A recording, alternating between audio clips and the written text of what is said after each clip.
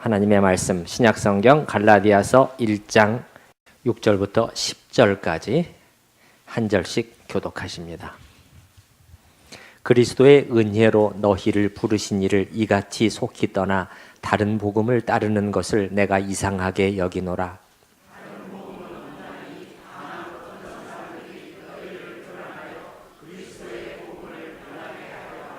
그러나 우리나 혹은 하늘로부터 온 천사라도 우리가 너희에게 전한 복음 외에 다른 복음을 전하면 저주를 받을지어다.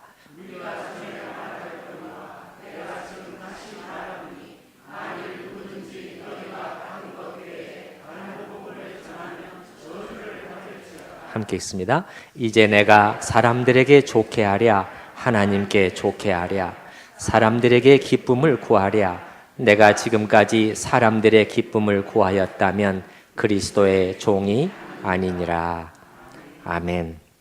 우리는 성경을 통해서 하나님께서 마음에 그리고 계신 영광스러운 교회의 그림이 분명히 있는데 그것은 다름이 아니라 순결하고 깨끗한 교회라는 것을 확인을 했고, 보다 구체적으로 그럼 그 순결하다는 것은 어떤 의미에서의 순결인가 했을 때 세 가지를 제가 말씀을 드렸는데, 그 중에서 우리는 진리에 있어서의 순결이라는 문제를 다루고 있습니다.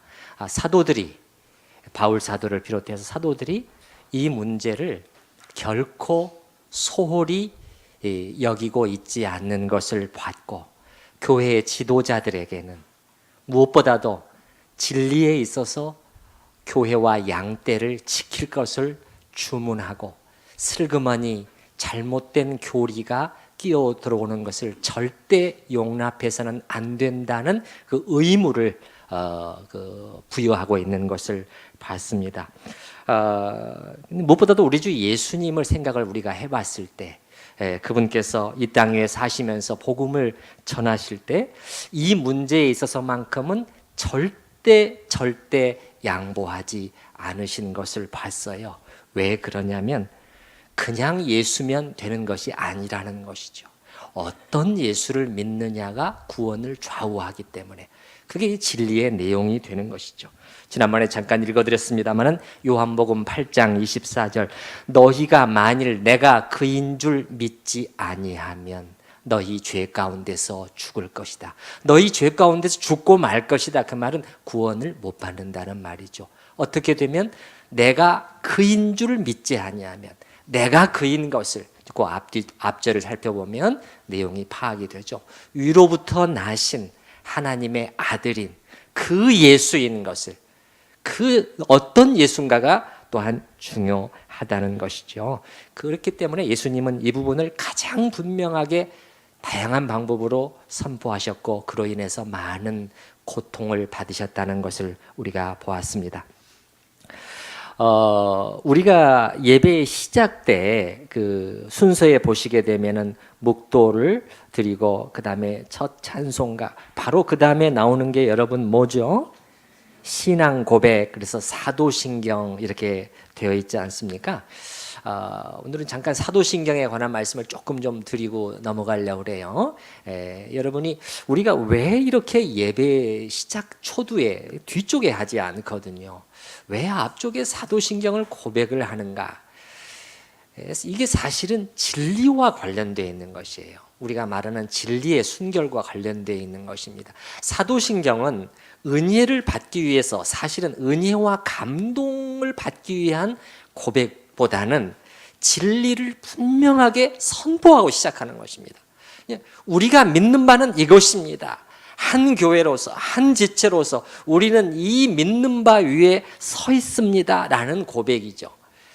사도신경이 그래서 왜 만들어지게 됐고, 왜 교회사 속에서 계속해서 고백되어지게 됐느냐 하면, 사실은 초대교회에서부터 이미 이단들이 일어나기 시작했어요. 이미 2세기에 들어가게 되면 벌써 기독교 영지주의가 등장하고, 일반적인 영지주의의 영향을 받아서 기독교 영지주의라는 게 생겨서 엄청나게 교회를 혼란스럽게 만들었습니다. 그 다음에는 또 마르시온이라는 사람이 나타나서 이상한 주장을 펴면서 그의 추종자들이 또 따라오게 되고, 이게 큰 영향을 미치게 되었어요. 이런 이단들의 가르침에 교회는 맞서서 적어도 최소한 요 내용을 사도신경에서 말하는 요 내용을 고백하고 믿을 수 있다면 좋습니다. 당신은 우리의 한 형제로서, 한 지체로서 받을 수가 있겠습니다. 그러나 그걸 못하겠다면, 그 중에 한두 개가 거친다면, 반대한다면, 그건 우리가 교회의 일원으로서 받을 수 없다는 것이죠.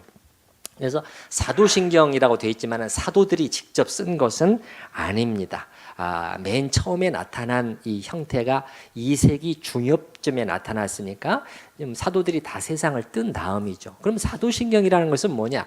사도들이 쓴 신경이 아니라 사도들의 신앙의 고백을 담은 신조라는 것이죠. 조금 더 구체적으로 말씀을 드리면 사도들이 믿고 고백하고 가르친 신앙의 내용을 딱 축약해서 요 몇 마디 안에 외울 수 있는 형태로 만들어 놓은 것이 사도신경이죠. 참고로 말씀을 드리면은 그 외에 또 하나가 니케아 신경이라는 게 있어요. 우리는 니케아 신경을 고백하지 않지만 동방정교회에서는 니케아 신경으로 신앙 고백을 해요. 그러나 둘 다가 내용이 비슷하고 성부, 성자, 성령 이런 순서로 되어 있고 모든 교회가 개신교든 천주교든 동방정교회든 이 차도신경과 니케아 신경을 다 정통 신앙 고백서로 인정하고 받아들입니다. 여기에 한 가지 덧붙인다면 이것까지는 모르셔도 되겠지만은 나중에 나온 아타나시우스 신경이라는 게 있어요. 그래서 사도신경, 니케아 신경, 아타나시우스 신경이 3대 에큐메니칼 신경이라고 불러서 모든 공교회가 다 받아들이는 이제 신앙 고백서예요. 그래서 이 우리가 사도신경 앞쪽에 뭐 신앙 고백 주보에 해놓고 신앙 고백 해놓고 사도신경 이렇게 나와 있단 말이죠. 예, 그것은 우리의 입으로 고백하고 시작하는 것이죠. 예, 사도신경으로 우리가 믿는 내용을 고백하는 것이죠. 하나님과 무성도들이 서로 확인하는 거죠. 하나님 앞에서. 그래서 처음에 시작이 어떻게 되냐면 나는 믿습니다 이렇게 시작해야 돼요. 나는 믿습니다. 우리말로는 뭐뭐뭐 믿사오며 뒤쪽에 가 있지만은 라틴어도 그렇고 라틴어 크레도 이렇게 시작합니다. 크레도 이 말은 나는 믿습니다. 영어 성경도 영어 그 사도신경도 I believe in 이렇게 시작을 해요. 나는 믿습니다. 그 다음에 나열되는 모든 내용들이 이제 믿는 내용이죠. 진리의 내용이죠. 진리의 내용. 그래서 크게에는 세 파트, 성부, 성자, 성령의 순서로 되어 있다는 것을 여러분이 아시겠죠? 그렇죠? 그 중에서 가장 긴 게 어느 쪽이죠? 두 번째인 성자 하나님에 대한 것이죠. 왜 가장 길까요? 왜냐하면 그분이 누구신가? 하나님이냐 사람이냐? 이런 모든 예수님이 어떤 예수인가? 그것이 가장 논란의 핵심에 있었어요. 거기에 많은 논쟁이 있었고 이단들이 여기에 끼어들었거든요. 그래서 그 부분을 가장 자세히 서술하는 성부, 성자, 성령 서술하고 그 다음에 이제 덧붙여서 몇 가지를 더 믿는 내용을 고백하죠. 5가지가 있죠. 뭘 고백하죠? 거룩한 공회, 공교회를 믿습니다. 성도가 서로 교제하는 것을 믿습니다. 죄를 사하여 주시는 것을 죄사함을 믿습니다. 몸이 다시 사는 육체의 부활을 믿습니다. 그리고 영원히 사는 영생을 믿습니다. 이렇게 5가지를 추가로 우리가 믿는 내용으로 고백하는 거죠. 참고로 여러분이 사도신경을 우리가 낭송하실 때 그 뒷부분 거룩한 공회와 여기서 쉼표를 잠깐 찍어주셔요. 예. 그렇게 되지 않으면 어떻게 되어버리냐면 거룩한 교회 공회와 성도가 서로 교통하는 것과 이렇게 되는데 그런 게 아니에요. 그게 아니고 다 따로따로입니다. 나는 거룩한 공교회를 믿습니다. 그 다음에 나는 성도가 서로 교통하는 것을 믿습니다. 이렇게 5가지가 되니까요. 잠깐 쉬었다가 낭송해 주는 것이 좋을 것 같아요. 그래서 우리가 예배 초두에 이렇게 사도신경을 고백하는 것도 우리의 용어로 표현해 보면 진리에 있어서의 순결을 지키고자 하는 분명한 선언인 거죠. 분명한 선언인 것이죠. 그래서 2000년 교회 역사를 지나오면서 그리스도의 교회는 늘 이렇게 진리의 순결한 진리를 방해하고 오염시키려는 세력들에 맞서서 싸워왔는데 지난주에 말씀드린 것처럼 그중에 이단 세력들이 계속해서 있어 왔고요. 또 한 가지 이제 근현세에 들어서면서 교회는 이 문제에 있어서 커다란 암초를 만나게 되었습니다. 그게 뭐냐면 현대 자유주의 신학이라는 것이에요. 자유주의 신학. 여러분 들어보셨죠? 자유주의 신학 혹은 현대 신학 다 비슷한 표현인데, 그것이 이제 말하자면 세속의 어떤 영향을 그대로 신학이 받은 거예요. 교회가 받은 거예요. 교회 안에서 일어나는 것이 아니라 세속의 18세기의 계몽주의, 특별히 사조가 영향을 미쳤는데, 그래서 이 형성된 현대 사조를 우리가 현대주의라고 부르거든요. 그게 모더니즘이라고 불러요. 모더니즘. 우리가 살고 있는 사회는 요즘에는 포스트 모던이라고 하죠. 그 모던의 이후라고 말하지만은 사실은 큰 틀에서는 모더니즘의 틀 안에 우리는 놓여 있어요. 근데 이 한 특성이 뭐냐면은 어떤 객관적인 권위보다도 인간의 이성을 높이 두는 것이에요. 한마디로 말하면 이제부터는 우리 인간이 우리한테 우리가 성경이 뭐가 우리한테 이래라 저래라 하지 말라는 거예요. 우리 인간이 모든 것을 판단하고 인간이 결정한다는 거예요. 사탄의 커다란 승리였죠. 그래서 이제 이 모더니즘의 정신을 교회가 그대로 그냥 흡수해 버린 거예요. 그래서 자유주의 신학이 태동이 된 것이죠. 그리고 이제 성경에 나오는 중요한 진리의 내용을 다 비틀어버리고 왜곡시켜버리고 부인하는 일이 서슴지 않고 자행되게 된 것이에요. 예를 들면 처음에 어디서부터 사실 시작될 수가 있었을까?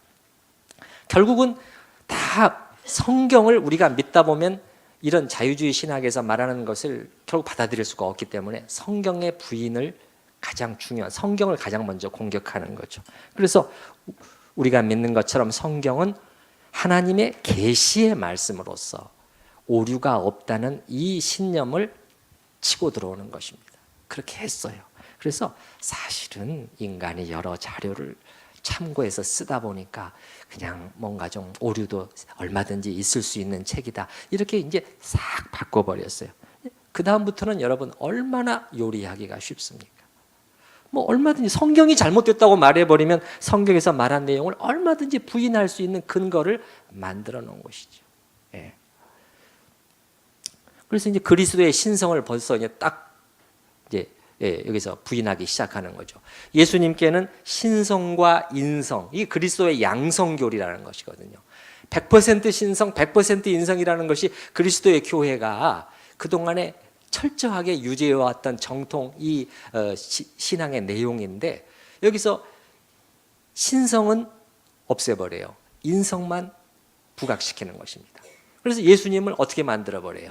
아주 훌륭한 도덕가 정도, 성인, 최고의 인간, 기껏해야 인간 중에서 가장 높이 올라간 분, 높이 올리는 것 같지만은 사실은 피조물의 영역으로 예수님을 딱 바꿔버리는 거죠.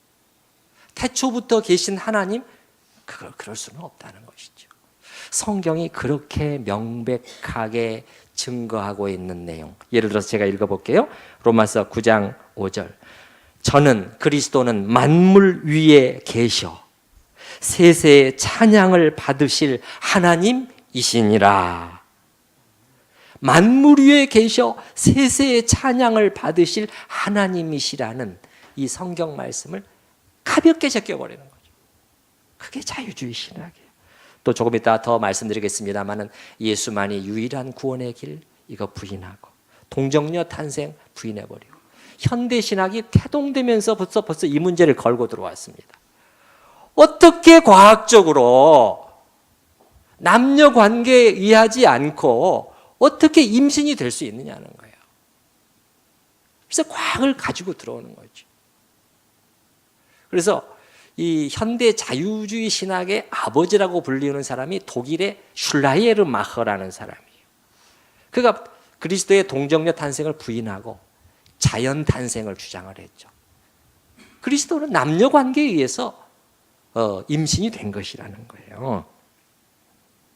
그래서 많은 목사들과 신학자들이 여기에 그대로 영향을 받고 그렇게 생각을 하는 사람들이, 이게 사실은 숨겨져 있어요. 발톱이 많은 경우 숨겨져 있어요. 그렇게 드러내면 또 그 비판을 받으니까.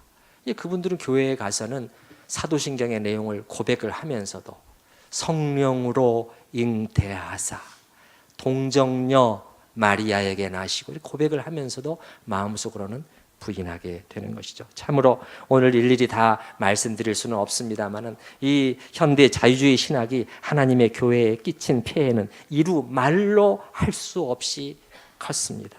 그 중에 대표적인 한 가지가 종교다원주의라는 것이. 여러분 들어보셨죠? 예, 종교다원주의는 쉽게 말하면 이렇습니다. 모든 종교는 결국은 길만 다를 뿐이지 결국은 동일한 한 가지 구원에 이르는 것이다. 이제 그렇게 가르치는 것이죠.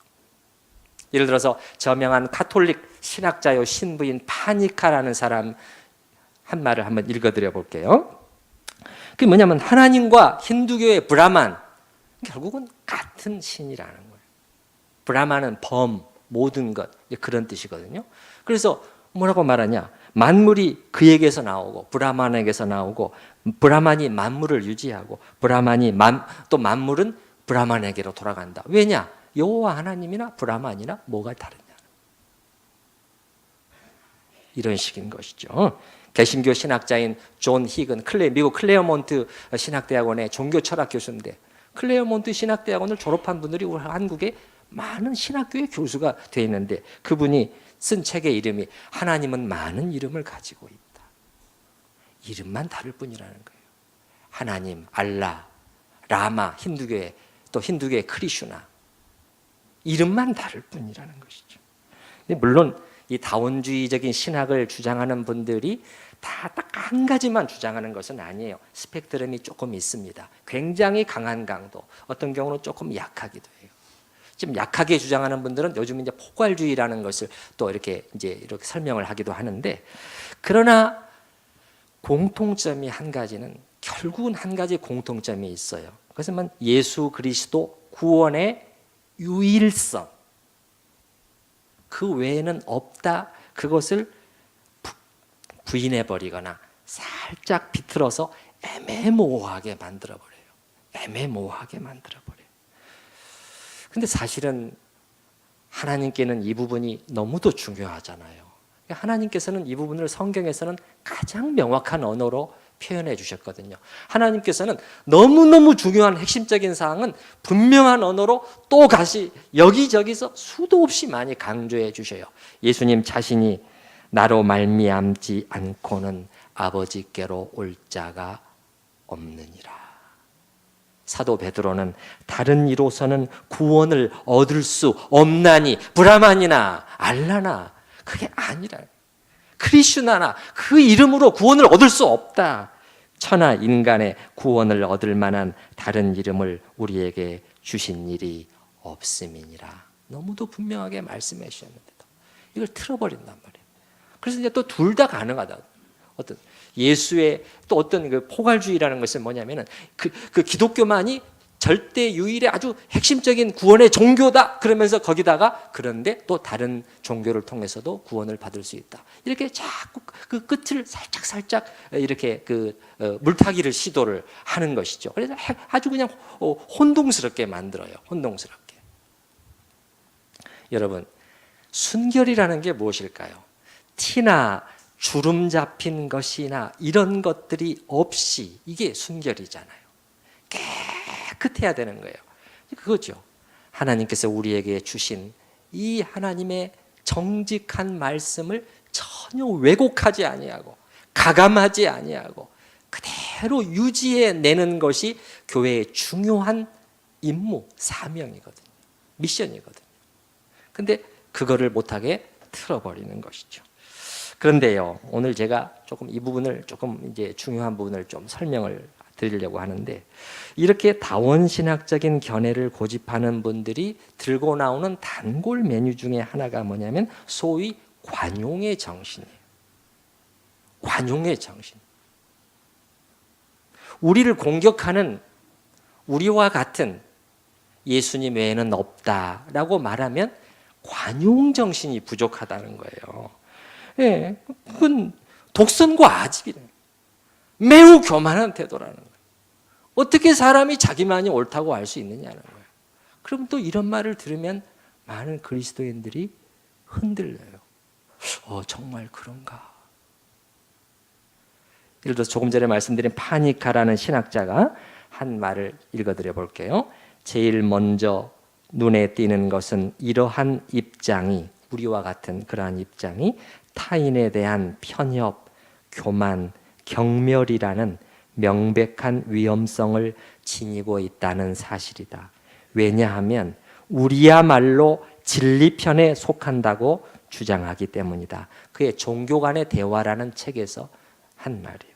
또 우리나라 신학자들 중에서도 예를 들어서 한신대학교 교수였던 김경재 교수라는 분은 그 종교 간의 그 신동아 2000년 8월호에 그 제목이, 글의 제목이 뭐냐면 아름다운 만남, 기독교와 불교의 벽 허물기라는 책에서 이렇게 말을 하는 거예요.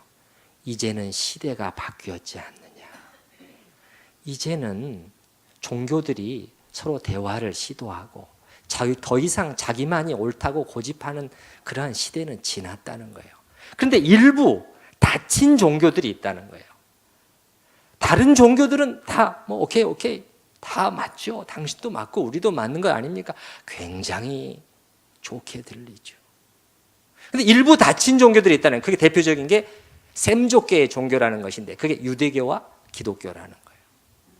이 닫힌 종교들은 고집을 부리고 교만한 태도를 버리지를 않고 있다. 그분의 글을 제가 또 한번 일부 읽어드려 볼게요. 인간의 인식론적 한계와 역사 사회적 제약성과 해석학적 패러다임의 제약성은 어떤 특정 집단의 주의 주장만이 절대 불변한 진리라고 고집하는 독단에 대하여 비판적 견해를 공유하게 되었다. 이제는 그렇게 말하면 다 이제 그건 나쁜 것이다라고 다 이제는 그 컨센서스가 모아지고 있는 때라는 거예요. 그런데 일부 닫힌 종교들은 자기 종교만이 진리의 종교라고 고집하며, 이분이 그래도 신학대학의 신학과 교수인데 이렇게 서슴없이 말한다니까요. 독선적 배타적 태도를 견지한다. 종교 간의 성숙한 대화와 협동을 진전시키려면 진리 앞에서 인간은 좀 더 겸허해야 하며, 교만한 사람들이라는 거예요. 교만한 사람. 독단과 독선은 금물이며 우주의 위대한 종교들이 공통으로 경고하는 마음의 독이다. 여러분, 이런 말을 들으시면 어떤 생각이 드셔요? 여러분 중에서도 벌써 흔들리시는 분들이 있죠. 그렇지 않아요? 저는 곰곰 생각을 해봤어요. 내가 정말 독선인가? 내가 정말 그렇게 교만한가? 물론 다른 종교에 대해서 공격하고 혐오적인 발언을 하고 무례한 태도는 조심해야 된다고 제가 누누이 말씀드렸죠. 사찰에 들어가서 불상을 훼손한다거나 하는 이러한 공격적인 태도, 뭐 예를 들어서 뭐 인터넷에는 또 기독교를 공격하기 위한 동영상이 어떤 게 올라와 있냐면은 그 전철 같은데 안에서 어떤 여자분이 한 승려분한테 복음을 전도를 한다고 하는데 굉장히 막 거칠고 무례하게 하는 거예요. 거의 반말을 쓰는 거예요. 근데 그분은 웃고만 있는 거예요. 너무 기가 막히니까. 이게 복음 전도에 도움이 되겠습니까? 전도를 오히려 막는 것이죠. 전도의 내용은 분명하게 하되 태도는 온유와 겸손으로 하라고 제가 말씀을 드렸죠. 미국에 제가 있었을 때 9.11 사태가 터졌는데, 테러 사건이 터져서 그 빌딩이 무너졌을 때 미국인들의 분노와 이거는 극에 달했어요. 거기 살아본 분들은 확실하게 느끼는데, 그래서 그 혐오감이 말이에요. 이슬람을 향해서 막 표출이 되기 시작하는데, 한마디로 이슬람 그 무슬림들은 공포 속으로 매일 지냈어요. 집단 테러가 실제적으로 일어나기 시작을 했고요. 어디로 도망가야 될지 모르는 그런 상황이에요. 저는 그때 생각을 해봤어요. 그분들이 피신을 할 곳을 찾을 수가 있겠구나. 만약에 그들이 우리 집으로 피신해 온다면 난 어떻게 해야 될까? 당연히 숨겨줘요. 따뜻하게 맞아줘야 되죠. 그러나 그것과 이슬람교에도 똑같은 구원이 있다, 그렇게 말하는 것은 다른 것이에요. 아시겠습니까? 달라요. 완전히 달라요. 만약에 저는 생각을 해본 것이죠. 이 다원주의를 주장하는 이런 분들이 주장이 옳다면은 저는 성경을 보니까요. 그런 생각으로 성경을 보니까 그렇다면 사도 바울이야말로 가장 그 세상 속에서 편협하고 독선 속에 빠져 있는 그 인물이 되겠구나. 여러분 오늘 우리가 읽은 본문 말씀을 한번 보셔요. 1장 7절에 다른 복음은 있다 없다? 없다는 거예요. 다른 복음은 없나니. 예. 다른 복음은 없나니. 다만 어떤 사람들이 1장 7절 너희를 교란하여 그리스도의 복음을 변하게 하려 함이라. 8절 같이 읽어보십시다. 그러나 우리나 혹은 하늘로부터 온 천사라도 우리가 너희에게 전한 복음 외에 다른 복음을 전하면 저주를 받을지어다. 그 다음에 이 한마디로 만족을 못하는 거예요. 9절에 다시 말해. 우리가 이런 강력한 표현이 어디 있습니까? 우리가 전에 말하였거니와 내가 지금 다시 말하노니 만일 누구든지 너희가 받은 것 외에 사도들에게 받은 것 외에 다른 복음을 전하면 저주가 너희에게 있을 것이다. 얼마나 강한 어조로 말을 해요. 근데 여러분 오늘 다 살펴보지는 못하겠지만 사도 바울이 어떤 상황 속에서 이 말을 했는가를 보게 되면 우리는 더 놀라게 됩니다. 왜 그러냐? 왜 사도 바울이 지금 이 말로 갈라디아서를 쓰기 시작하고 있냐면 갈라디아 교회 안에 어떤 진리에 있어서 문제가 생기기 시작한 거예요. 그 무슨 문제가 생겼느냐? 이렇게 된 거죠. 구원의 주장을 살짝 비튼 거죠. 어떻게? 우리는 예수 믿음만으로 구원을 얻는다. 이렇게 되는데 예수 믿음 플러스 율법의 어떤 의식을 지켜야 된다는 거예요. 대표적인 게 할례죠. 할례를 받아야 또한 우리가 구원을 받는다는 것이에요. 이런 주의 주장이 힘을 받게 된 것이에요. 거기에 대해서 사도 바울이 이건 용납할 수 없는 거야 라고 하면서 야단을 치고 어떻게 해서든지 그들을 설득하려고 하고 그 교리의 내용을 펼쳐주는 것이 갈라디아서의 내용이란 말이에요. 그러면 생각해 보세요, 여러분. 이거는 오늘날 다원주의랑 비교하면 사실은 더 작은 거예요. 응? 그들은 결코 예수 없이도 구원받을 수 있다 그렇게 말하지 않았어요. 예수로 구원받는다. 그러나 거기다가 플러스 알파가 있어야 된다. 사도 바울이 만약에 오늘날 이 다원주의 주장 같은 그것이 하나님의 교회나 신학교 안에서 가르쳐지고 주장되고 있다는 그걸 보게 되면 완전히 뒤로 나자빠졌을 것입니다. 그러나 이런 것임에도 불구하고 사도 바울은 매우 민감하게 반응을 하고 고치려고 최선을 다하는 것이죠. 여러분, 그러나 저는 이제 이 점은 분명히 하고 넘어갈게요. 그것은 무슨 말이냐면 어떤 하나의 교단이나 교회에서 가르치는 교리만이 다 옳고 나머지는 다 틀리다 그런 것은 아닙니다. 얼마든지 서로 다른 견해들이 있을 수가 있어요. 다른 견해들이. 근데 그 중에서 우리가 나는 이렇게 생각하는데 당신은 그렇게 생각하는군요. 그렇게 서로 양보할 수 있는 부분이 있고 절대 양보할 수 없는 부분이 있단 말이에요. 그거는 구별해야 된다는 것이죠. 우리는 두 번째를 얘기하고 있는 거예요. 첫 번째에 속하는 게 그건 뭐가 있습니까? 세례의 양식을 어떻게 해야 되느냐? 침례교는 세례를 어떻게 주죠? 반드시 물속에 침수 방식으로 주잖아요. 그분들은 그게 절대적으로 옳다는 거예요. 그러나 우리 장로교는 침수도 줄 수도 있지만 그러나 살 수도 괜찮다. 이건 서로 다른 거죠. 또 유아 세례를 어떤 우리 장로교는 주지만은 침례교에서는 유아 세례를 부인해요. 어른이 되어서 믿는 고백 위에 줘야 된다. 또 성찬식을 행할 때 우리의 떡과 잔에 예수님께서 어떻게 임재하시는 거냐. 그 방식에 있어서 서로 생각이 다를 수도 있고 예정설에 대해서 동의하기도 하고 동의하지 않기도 하고 하나님의 주권과 인간의 그 자유의지에 대해서도 크게 대립되고 있는 것이 칼빈주의와 알미니안주의로 대립이 되고 있어요. 그런 부분에서 우리가 나는 이것이 옳다고 생각하지만 당신의 말하는 것을 또 당신의 그렇게 생각을 하는 것을 내가 뭐라고 하지는 않겠습니다. 그렇게 할 수 있는 부분이 있지만 그러나 절대 그렇게 할 수 없는 부분들이 있는데 예를 들면 예수 그리스도의 십자가만으로는 부족합니다. 그거 안 되는 거죠. 그거 안 되는 거죠. 성경은 인간의 글이지 하나님의 말씀은 아니다. 그거 받아들일 수 없는 거죠. 예수 그리스도는 하나님은 아니요 인간 중에 최고 경지까지 올라간 존재다. 그거 안 되는 거죠. 여기 다원주의에서 말하는 것처럼 결국 모든 종교는 한 진리, 한 절대자에게로 인도한다. 받아들이면 안 되는 거죠. 맞습니까? 구별해야 되는 것이지요. 여러분 갈라디아서 1장 9절을 바울이 이렇게 저주를 받을지어다 이렇게 말한 바울이 겸손치 못해서 마음이 좁아서 이렇게 말했을까요? 아니, 바울을 여러분 아시잖아요. 바울처럼 사랑과 관용의 정신이 뛰어나고 삶으로 실천하고 넓은 마음을 가진 온유한 사도가 어디 있었습니까? 처음에는 그렇지 못했을지 모르지만 A.W. 토저가 말하는 것처럼 크게 두 가지가 바울을 변화시켰다. 그것은 첫째는 사랑의 예수님과 평생 동행하면서 예수님의 사랑을 배우게 되었고, 두 번째는 그의 평생의 엄청난 고난을 통해서 사도 바울은 사랑을 배우게 되었다는 것이에요. 그래서 정말 그는 뛰어난 사랑의 사도가 되었고, 고린도전서 13장에 있는 것처럼 사랑은 자기의 유익을 구하지 않는다. 사랑은 모든 것을 참아내고 모든 것을 믿어준다.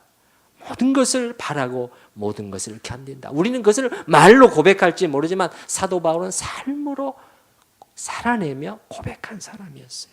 그런데 그런 사도 바울이지만 이렇게는 안 했다는 거예요. 뭘 안 했죠? 사랑과 관용의 이름으로 진리를 무너뜨리려는 은밀한 시도에 대해서는 결코 타협하지 않았다는 것이에요. 그가 왜 이렇게 했을까요? 왜 그렇게 했을까요? 그것은 이렇게 물타기를 하게 되면 결국 이 예수 그리스도의 십자가를 통한 구원이라고 하는 하나님께서 어떤 이런 표현이 적절할지는 모르지만 올인하신 거예요. 올인하신 거예요.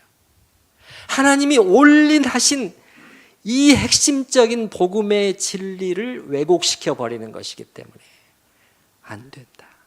절대 안 된다는 거예요. 절대 타협할 수 없다는 거예요. 이 정신, 이게 분명히 있는 것이죠. 그래서 여러분 갈라디아서 몇 구절을 잠깐 찾아보면 사도 바울이 얼마나 여기 부분에 있어서 애통해하면서 그들을 다시 한번 권하고 있는데 3장 1절을 보세요. 갈라디아서 3장 1절.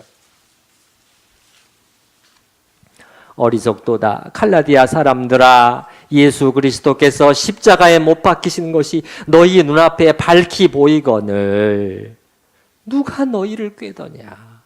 왜 흔들리게 되었느냐? 근데 여러분 그 위에 갈라디아서 2장 20절 여러분 잘 아는 말씀이죠? 내가 그리스도와 함께 십자가에 못 박혔나니 그런즉 이제는 내가 사는 것이 아니오 오직 내 안에 그리스도께서 사신 거예요. 사실 이 말씀도 어떤 배경하에서 나온 거냐면 이 진리의 문제와 관련해서 사도 바울이 말한 거예요. 이제는 내 안에 예수밖에 없다. 나의 의, 나의 율법, 나의 선, 나의 깨끗한 것, 나의 잘난 것, 이제 예수 그리스도의 십자가 앞에서 다 똥덩어리다. 똥덩어리다. 그렇기 때문에 내 안에 내가 사는 것이 아니오 예수께서 사신 것이라. 그 진리의 문제와 관련된 고백이에요. 여러분 4장 17절에도 가보셔요. 4장 17절에도 가보게 되면 그들이 너희를 흔들게 하는 그들이 너희에게 대하여 열심내는 것은 좋은 뜻이 아니요 오직 너희를 이간시키려고 하는 것이다. 너희로 그들에게 대하여 자기들에게 대해서 열심을 내게 하려. 사욕이 그 속에 숨어 들어있다. 사욕이 안 보일 뿐이지. 18절에 좋은 일에 대하여 여러분이 열심을 낸다면 내가 어찌 맞겠습니까? 그건 좋은 것이죠. 19절에 나의 자녀들아 너희 속에 그리스도의 형상을 이루기까지 다시 너희를 위하여 해산하는 수고를 내가 다시 해야 되겠구나. 20절에 내가 이제라도 너희와 함께 있어 내 언성을 높이려 하면 너희에 대하여 의혹이 있습니다. 뭔가 지금 이상하다는 거예요. 또 5장에도 가보셔요. 5장 3절에 보시게 되면 아까 제가 말씀드린 거랑 관련이 된 거예요. 내가 할례를 받으려고 하는 각 사람에게 다시 증언하노니 그 사람들 그게 해야지 구원받는다고 생각하는 사람들 4절 보셔요. 율법 안에서 의롭다함을 얻으려 하는 너희는 그리스도에게서 끊어지고 은혜에서 떨어진 자가 되어버린다. 큰일 난다. 이 진리 붙들어야 된다. 그러면서 7절에 너희가 다름질을 잘하더니 누가 너희를 막아 진리를 순종하지 못하게 하다. 또 진리 얘기하잖아요. 교리 얘기하잖아요. 그 권면은 너희를 부르신 하나님에게서 난 것이 아니니라. 적은 누룩이 온덩이에 퍼지느니라. 사실은 이 다원주의나 자유신학의 이 누룩이 교회를 크게 오염시켜 버렸습니다. 크게 오염시켜 버렸어요. 여러분 중에서도 사실은 이미 그 영향을 받고 계신 분들이 적지 않게 있을 거예요. 그게 드러나지 않을 뿐이지. 10절 경고로 마칩니다. 같이 한번 읽어보십시다. 나는 너희가 아무 다른 마음을 품지 아니할 줄을 주 안에서 확신하노라. 그러나 너희를 요동하게 하는 자는 누구든지 심판을 받을 것이다. 그리스도의 교회의 순결을 흐리게 만든 사람들에게는 하나님께서 나중에 분명히 그 책임을 물으실 것이라는 것이죠. 다시 한번 말씀을 드립니다. 사랑과 관용의 이름으로 절대 진리를 타협하면 안 됩니다. 안 됩니다. 독선이 아닙니다. 오히려 그것이 더 사랑이에요. 왜냐? 고린도전서 13장에 나오는 것처럼 사랑은 진리와 함께 기뻐하는 것이에요. 바른 진리를 유지하고 말해주는 것이 참된 사랑이죠. 우리 시간에 들은 말씀 생각하면서 하나님 앞에 함께 기도하는 시간을 갖도록 하십시다.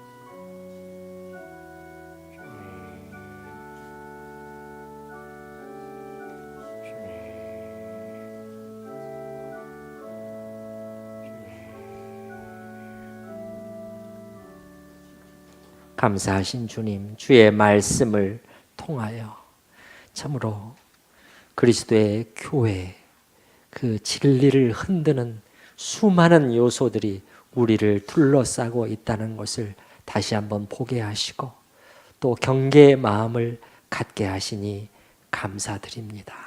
아버지 하나님, 우리 천우교회 또 하나님의 교회를 주께서 지켜주시옵소서. 성도들의 마음이 흔들리거나 오염되지 않도록 도와주시옵소서. 어리석도다 갈라디아 사람들아, 그리스도께서 십자가에 못 박히신 것이 너희 눈앞에 밝히 보이거늘 누가 너희를 꾀더냐. 주여, 이러한 꾀임에 넘어가지 않게 하여 주시고 순결한 말씀의 진리 끝까지 깨끗하게 붙들 수 있도록 도와주시옵소서. 예수님의 이름으로 기도드리옵나이다. 아멘. 우리 마지막 찬양을 좀 바꾸어서 88장 내 진정 사모하는 찬양, 우리 1절과 3절 같이 부르도록 하시겠습니다.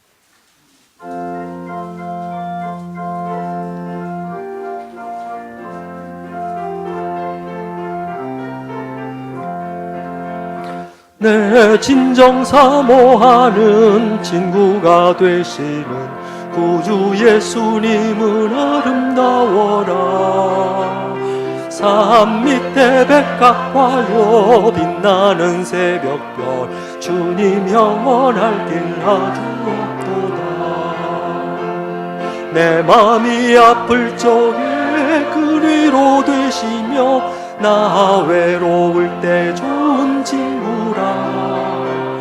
주는 저 산 밑에 백합 빛나는 새벽별, 이 땅 위에 비길 것이 없도다. 3절 내 마음을 다하여서 주님을 따르며 길이 길이 나를 사랑하리니 물 우리 두렵지 않고 장검도 겁없네 주는 높은 산속 내 방패시라 내 영혼 먹이시는 그 은혜 누리고 나 진히 주를 뵙기 원하네 주는 조상 밑에 백합 빛나는 새벽별 이 땅 위에 비길 것이 없도다